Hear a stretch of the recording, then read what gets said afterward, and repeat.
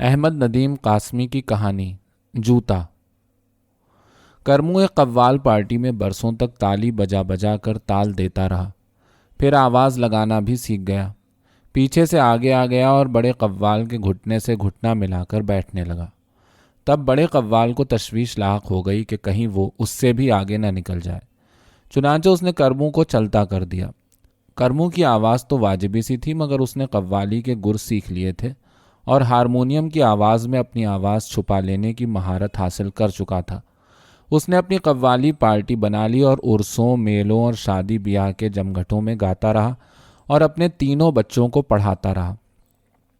دراصل بڑے قوال کے ساتھ اسے ملک کے بڑے بڑے شہروں میں جانے کا موقع ملا تھا اور اس نے محسوس کیا تھا کہ اگر اس نے اپنے بچوں کو تعلیم نہ دی تو وہ اس کی طرح اور اس کے باپ دادا کی طرح ڈھول شہنائی بجاتے یا قوالوں کے پیچھے بیٹھے تالیاں پیٹتے پھریں گے اور اس کی طرح اور اس کے باپ دادا کی طرح ان کی باچھیں ہمیشہ ڈھیلی رہیں گی۔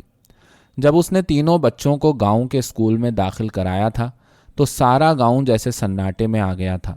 لوگ کہتے تھے حضرت آدم کے آسمان سے زمین پر اترنے سے لے کر اب تک کے زمانے کا یہ پہلا میراثی ہے جسے اپنے بچوں کو تعلیم دینے کی سوجھی ہے۔ چودھری نے اسے دارے پر بلایا اور ڈانٹا، شرم کرو کرمو، میراثی ہو کر اپنے بچوں کو پڑھاتے ہو؟ کیا شادیوں میں ان سے لوگ ڈھول شہنائی کے بجائے کتابیں سنیں گے؟ کیوں بگاڑتے ہو انہیں؟ کیوں نام مارتے ہو اپنے نسلی پیشے کا؟ کرمو یہ سب سنتا رہا اور چپکا رہا، البتہ مسکراتا رہا۔ چودھری کی اس ڈانٹ پر کہ اب کچھ بکو بھی، اس نے کچھ کہا تو بس اتنا کہ اقبال قائم عمر بھر دال ساگ کھانے والے کا بھی ایک آدھ بار مرغ بٹیر کا سالن چکھنے کو جی چاہتا ہی ہے۔ کرمو نے قوالی کے نام پر چیخیں اور بڑھکیں مار مار کر پیسہ جمع کیا اور بچوں کو یوں پڑھایا کہ وہ گرمیوں کی چھٹیوں میں گاؤں آتے تھے تو میراثی کی اولاد لگتے ہی نہیں تھے۔ پھر وہ نہ جانے کیا پٹی پڑھ کر آتے تھے کہ میراثی کے بیٹے ہونے سے شرماتے بھی نہیں تھے۔ کہتے تھے ٹھیک ہے ہم کرمو میراثی کے بیٹے ہیں، مگر چودھری کی طرح ہماری پیڑھی بھی تو حضرت آدم ہی سے ملتی ہے۔ پھر یہ لڑکے ادھر لاہور، کالا شاہ کاکو اور فیصل آباد کی طرف ملوں میں ملازم ہو گئے اور باپ کو ہر مہینے اتنا بہت سا روپیہ بھیجنے لگے کہ کرمو اپنی قوال پارٹی توڑ کر اپنے گھر میں رہنے لگا اور صاف ستھرے کپڑے پہننے لگا اور خیرات دینے لگا۔ اور پھر 1 سال اس نے زکوٰۃ تک نکالی۔ چودھری نے یہ سنا تو اتنا ہنسا کہ اس کی آنکھوں سے پانی بہنے لگا۔ حرام کی اولاد، اس نے کہا، اتھلا کمینہ کہیں کا، دیکھ لینا لوگوں، 1-2 سال میں خود زکوٰۃ مانگنے نکل کھڑا ہوگا۔ اگر اس وقت تک قیامت نہ آ گئی تو ایک میراثی جب زکوٰۃ دینے لگے تو سمجھو سورج سوا نیزے پر اترنے کو ہے۔ اور چودھری پھر یوں ہنسنے لگا جیسے رونے لگا ہو۔ کسی نے کرمو کو چودھری کی یہ بات بتائی۔ وہ بولا، چودھری کیوں خفا ہو رہا ہے؟ میں نے اسے تو زکوٰۃ نہیں بھجوائی، اسے بھی دیتا مگر ابھی زکوٰۃ لینے کا حق نہیں بنتا اس کا۔ آہستہ آہستہ حقدار ہو جائے گا، زمانہ بدل رہا ہے۔ جن لوگوں نے کرمو کو چودھری کی بات بتائی تھی انہوں نے چودھری کو کرمو کی بات بتانا بھی ضروری سمجھا۔ اس وقت چودھری شربت پی رہا تھا۔ یہ بات سنی تو اسے اچھو ہو گیا اور شربت اس کی ناک سے بہنے لگا۔ پھر ایک روز کرمو گلی میں بیٹھا لوگوں سے گپ ہانک رہا تھا۔ باتوں باتوں میں کہنے لگا، میں میراثی ہوں پر 3 بابو لوگوں کا باپ بھی ہوں، اس لیے جی چاہتا ہے یہاں گلی میں بیٹھنے کی بجائے ایک پکی بیٹھک بنوا لوں، اس میں پلنگ اور مونڈے بچھا دوں اور تم سب کے ساتھ بیٹھ کر دنیا جہان کی اچھی اچھی پیاری پیاری میٹھی میٹھی باتیں کروں۔ بیٹھنے کے لیے چودھری کا دارا تو ہے، مگر میں وہاں بیٹھتا ہوں تو ایسا لگتا ہے جیسے سر کے بل کھڑا ہوں۔ یہ بات کر کے وہ اپنے گھر گیا، حقہ تازہ کیا، چلم پر آگ سجائی اور کش لگانے کے لیے چارپائی پر ابھی بیٹھا ہی تھا کہ چودھری کی طرف سے اسے بلاوا آ گیا۔ اس نے دارے پر قدم رکھا ہی تھا کہ 3-4 مستنڈوں نے اسے دبوچ کر گرا دیا اور چودھری کا پلا ہوا منشی اس کی پیٹھ پر جوتے برسانے لگا۔ ساتھ ساتھ چودھری اسے گالیاں دیتا رہا اور کہتا رہا، بیٹھک بنائے گا کمینہ، دارا لگائے گا میری طرح، 4 پیسے کے آ گئے کہ اپنی اوقات ہی بھول گیا، رذیل، لگاؤ اور لگاؤ۔ کرمو کو اتنے جوتے لگے کہ کسی اور کو لگتے تو وہ گنتی بھول جاتا، مگر کرمو گنتا رہا۔ میں تو گنتا رہا، اس نے اپنے ملنے والوں کو بتایا، میں تو گنتا رہا تاکہ قیامت کے دن خدا کے سامنے جوتوں کا حساب چکانے میں مجھ سے کوئی غلطی نہ ہو جائے۔ 62 لگے تھے، 62 پورے کروں گا خدا کے حضور انشاءاللہ۔ 1 के 70 न सही, चौधरी के लिए तो मेरा एक ही जूता बहुत है, सारे जहान की मखलूक के सामने। उन्हीं दिनों वोट दर्ज हो रहे थे। वोट दर्ज करने वाले उस गांव में भी आए और करमू का वोट भी दर्ज करने लगे। तब उनमें से एक बोला, भाई तुम अपना नाम कर्मा बताते हो, मगर कर्मा क्या नाम हुआ? करम इलाही होगा या करम अली या करम दीन। कर्मा कोई नाम नहीं होता, ये तुम्हारे असली नाम का बिगाड़ मालूम होता है। करमू बोला, मैं मिरासी हूँ जी, और मिरासियों के नाम ऐसे ही होते हैं।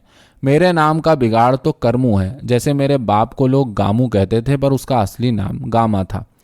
जिच होकर उन्होंने फहरिस्त में कर्मा, वल्द, गामा, ज़ात मिरासी, पेशा गदागरी के अल्फाज लिखे तो करमू बिगड़ गया। नहीं साहब जी, मैं गदागर नहीं हूँ, गदा का 1 पैसा भी मुझ पर हराम है।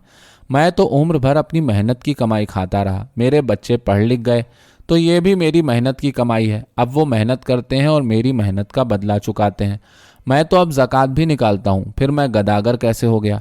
गदागरी इतनी सस्ती है तो चौधरी को गदागर लिखो कि किसान मेहनत करता है और चौधरी खाता है। चौधरी को खबर मिली कि करमू ने वोट दर्ज करने वालों के सामने उसे गदागर कहा है।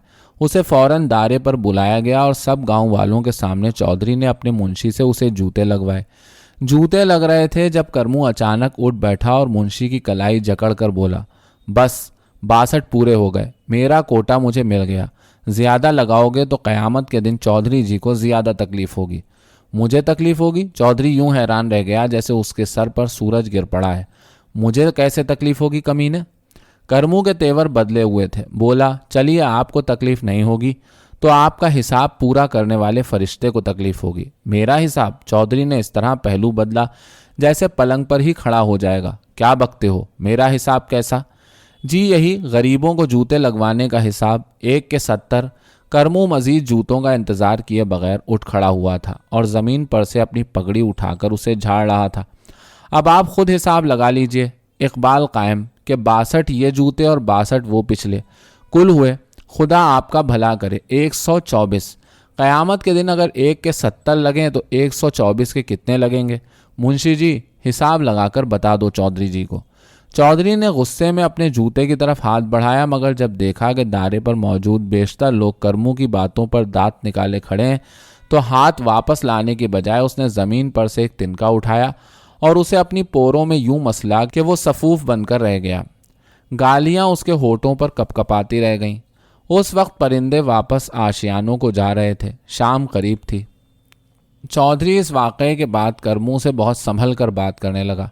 करमू मिरासी तो था मगर खाता पीता मिरासी था, और खाते पीते लोगों से बात हमेशा सोच समझ कर करते हैं, जैसे अमेरिका रूस से और रूस अमेरिका से बात करता है। ताहम जब चौधरी के दायरे पर से फालतू लोग उठ जाते और सिर्फ उसके करीबी लोग बाकी रह जाते तो वो जले दिल के फपोले फोड़ता। अब ये कमीना कड़वी गोली को थूक देता है, अब मैं इसे शक्कर चढ़ी गोलियां खिलाऊंगा।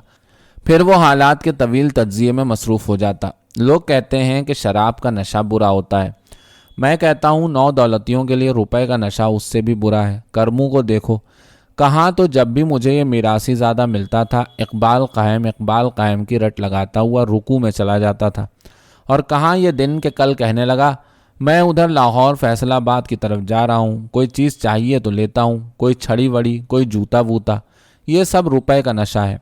फिर चौधरी ने गर्दन को खींचने की हद तक खींचकर इधर उधर देखा और बोला, कहीं वो किसी कोने खुदरे में बैठा तो नहीं है हराम की औलाद। याद है कि एक बार मैं यहीं दारे पर उसी की बातें कर रहा था और अंधेरे में मुझे पता न चला था कि वो कमीना भी एक तरफ बैठा है। मैंने उस नस्ली कंगले के नए ठाट की बात करते हुए कह दिया कि कौवा अगर मोर के पर सजा ले तो भी कौवा ही रहता है। इस पर वो मेरी चिलमें भरने वाला, मेरे अस्तबल साफ करने वाला भरे दारे में बोला, वैसे चौधरी जी सियानों ने सुना है कि मोर भी कौवे ही की नस्ल में से है, सिर्फ रंगदार पर निकाल लिए हैं और नाचना सीख गया है। याद है ना, रुपए ने इतने हौसले बढ़ा दिए हैं उस अफलातून के पट्टे के, वरना यहाँ मेरे सामने बिल्ली की तरह मिनमिनाता फिरता था। रुपए ने उसकी ज़बान खींचकर मेरे जूते भर की कर दी है, मगर मुझे भी ऐसे 9 दौलतियों को आपे में रखने के गुर मालूम है। जूते पर चाहे सुनहरा काम हुआ हो, रहेगा तो वो जूता ही और पाँव ही में पहना जाएगा। उस मिरासी के बच्चे को मेरे गांव में रहना है तो मिरासी बनकर रहना होगा। देख लेना, सर्दियों के दिन थे। करमू चंद रोज अपने बेटों के यहाँ गुजार कर वापस आया तो उसने सुनहरे रंग का एक कंबल ओढ़ रखा था। लोग उस कंबल को छूते तो हैरान रह जाते कि क्या किसी भेड़ की ऊन इतनी नरम भी हो सकती है। करमू के एक रिश्तेदार ने उस कंबल को छुआ तो बिस्मिल्लाह पढ़कर कंबल का कोना मुंह में डाल लिया और बोला, सूजी का हलवा हो तो ऐसा कि जब जी चाहा ओढ़ लिया, जब जी चाहा खा लिया। खुद करमू मिलने वालों को बताता रहा कि पूरे 100 का है और फिर सिर्फ खूबसूरत ही नहीं है, अंदर से भी बड़ा गुनी है। बाहर बर्फ गिर रही हो तो कंबल में अंगीठी सी दहकती रहती है। पोह की ठंड में भी पसीना आने लगता है। पंजतन पाक की कसम। पूरी बस्ती में उस कंबल के चर्चे होने लगे। बात चौधरी तक भी पहुंची, मगर यूं के करमू कह रहा था ऐसा कंबल तो चौधरी को भी नसीब नहीं हुआ होगा। इस पर चौधरी यूं मुस्कुराया जैसे किसी ने खरबूजे का एक सिरा छुरी से चीर दिया है। करमू के रुपए ने चौधरी को सियासतदां बना दिया था। एक दिन करमू ये कंबल ओढ़ चौधरी के दारे की गली में से गुजरा तो चौधरी अपने आदमियों के साथ बाहर बैठा धूप सेक रहा था। करमू को बुलाया, उसके कंबल पर हाथ फेर कर बोला, कहाँ से मारा? करमू पास ही एक सिल पर बैठ गया। मैंने तो इकबाल कायम सारी उम्र में एक पिद्दा तक नहीं मारा, कंबल कहाँ से मारूंगा?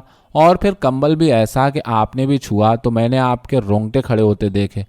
चौधरी का चेहरा कुछ यूं तन गया जैसे उसकी चोरी पकड़ी गई है। खरबूजे में एक और चीर पड़ गया और चौधरी बोला, चलो मारा नहीं तो लिया कहाँ से? करमू ने जवाब में लम्हे भर की देर की। उसकी आंखें चमकी। अपने बेटों के जिक्र पर हमेशा यूं मालूम होता था जैसे उसकी पुतलियों में रखे हुए चिरागों की लवें जल उठी हैं। काला शाह काकू में मेरा बेटा है ना, सरफराज? हाँ, वो सरफा? चौधरी ने करमू की तस्वीर की। जी हाँ, वही सरफराज। करमू ने अपनी गलती की तस्वीर को कोई अहमियत न दी। वो कहने लगा कि बाबा, आपके यहाँ से एक अच्छा सा जूता ले जाओ। मैंने कहा, बेटे जूते इधर गांव में बहुत हैं, कुछ और ला दो, कोई तोहफा चीज़। वो ये कंबल ले आया। मलेशिया में उसके किसी दोस्त का अब्बा रहता है। वो ये कंबल अपने बेटे के लिए लाया। सरफराज ने उससे अपने अब्बा के लिए ख़रीद लिया। चौधरी बोला, देखो करमू, अगर मैं कहूँ कि मुझे ये कंबल चाहिए तो ले लीजिए ना, इकबाल कायम। करमू ने गरज कर जवाब दिया। सरफराज पूछेगा तो कह दूंगा कि चोर ले गए। चौधरी ने करमू की बात जोर के कहकहे में उड़ाने की कोशिश की, मगर साफ मालूम होता था कि उस कहकहे का फेफड़ों से कोई ताल्लुक नहीं है। फिर वो एकदम संजीदा होकर बोला, इसका क्या लोगे?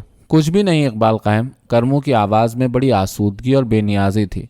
मगर मैं मुफ्त नहीं लूँगा, चौधरी बोला। यह हमारी ख़ानदानी आदत है कि हम मुफ्त चीज़ें देते हैं, लेते नहीं हैं। तुम तो जानते हो, तुम्हें तो उम्र भर का तजर्बा है। जी हाँ, करमू ने कहा, पर कभी कभी लेने वालों पर देने का वक्त भी आ जाता है इकबाल कायम। ले लीजिए ना, सरफराज मुझे और भेज देगा। नहीं करमू, चौधरी बोला, तुम हमारे मीरासी हो।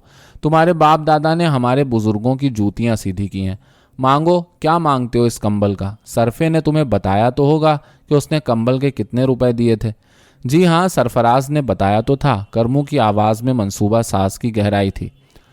करमू की आवाज़ में मंसूबा साजी की गहराई थी। फिर वो जैसे एक नतीजे पर पहुंचकर मुस्कुराने लगा और बोला, कंबल दूसरे मुल्क का है ना जी। मैंने कहा भी सरफराज से कि इतनी फजूल खर्चियाँ मत किया करो। बोला, कोई भी चीज़ हमारे अब्बा के आराम से महंगी नहीं है। आप ठीक कहते थे, तालीम ने लड़कों के दिमाग बिगाड़ दिए। इकबाल कायम, कीमत कुछ ज़्यादा ही है, यानी इतनी ज़्यादा है कि सरफा मिरासी ये कीमत अदा कर सकता है और मैं नहीं कर सकता। चौधरी अपने गुस्से को छुपाने की कोशिश के बावजूद पूरी तरह ना छुपा सका। बताओ कितने में आया है? 50, 100, 200, 300, कितने में? 300 तो खैर नहीं जी। करमू ने चौधरी के मुंशी की तरफ यूं देखा जैसे जूते लगाने से पहले मुंशी ने करमू को देखा था। कुल 262 में आया है। उसने हाजरीन पर दाद तलब नजरें डाली। और इतनी रकम तुम्हारे बेटे ने अदा कर दी? कमाता का जाता है ना इकबाल कायम। तो तुम मुझसे 262 रुपये लोगे? आप 62 रहने दीजिए, उनका हिसाब फिर होता रहेगा। दूसरे दे दीजिए। 262 में 62 और मिलाकर क्यों ना दूं? चौधरी ने फातिहाना अंदाज से कहा, आखिर तुम हमारे मीरासी हो। चलिए ज़्यादा दे दीजिए इकबाल कायम, 324 दे दीजिए। तुम्हें तो दुकानदारों की तरह ठीक ठीक हिसाब करना भी आ गया। चौधरी ने दिल लगी करने की कोशिश की और करमू कंबल उतारते हुए बोला, मैं तो अब बेहिसाबा खर्च करता हूँ इकबाल कायम। बस कुछ आता है तो ये 62 का हिसाब आता है। चौधरी ने करमू के चलाए हुए चाबुक से बेनियाज होकर अपने मुंशी से कहा, लो भाई दे दो इसे 324 रुपये मुंशी जी। 324 रुपए। रुपए के लफ्ज़ पर जोर देते हुए करमू ने मुंशी को ताकीद की। रुपए नहीं तो पैसे? मुंशी ने कमीज को नीचे पहनी हुई बास्केट की अंदरूनी जेब में से नोटों का एक गट्ठा निकालते हुए पूछा। मेरा मतलब था कहीं आप 324 रुपए देने के बजाय 324 जूते लगाने ना बैठ जाएं। चौधरी समेत सब लोग जोर से हंसे, मगर सबकी हंसी का मफहूम अलग अलग पहचाना जा सकता था। चौधरी तो यूं हंसा जैसे उसका सीना टीन की एक चादर है जिस पर कंकरों से चांदमारी हो रही है। करमू ने रुपए लिए और मुस्कुराता हुआ चला गया। तब चौधरी अपने सामने कंबल फैलवा कर मुस्कुराया, उसे खूब अच्छी तरह झड़वाया जैसे कंबल का मीरासी पना निकाल रहा है। उसे तय करा के मुंशी के हवाले किया कि घर पहुंचा दो, कहना इसे दिन भर धूप दिखाएं और फिर किसी पेटी में फेंक दें। फिर वो हाजरीन से मुखातिब हुआ, दर्जनों पड़े हैं इस तरह के कंबल, मगर मैं 2 पैसे के मीरासी को 250-300 रुपए का कंबल ओढ़े नहीं देख सकता था। जूते को पाँव ही में रहना चाहिए।